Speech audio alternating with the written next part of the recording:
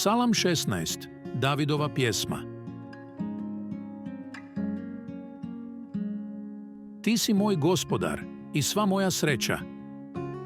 Ti si, Gospodine, sve što imam. Daješ mi sve što trebam. Moja budućnost je u tvojim rukama.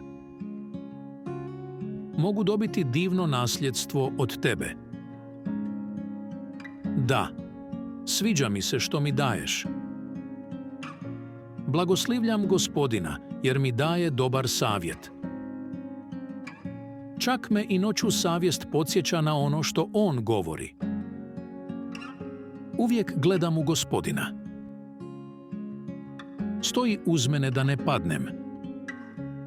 Radujem se zbog toga svim srcem, sve u meni pršti od radosti.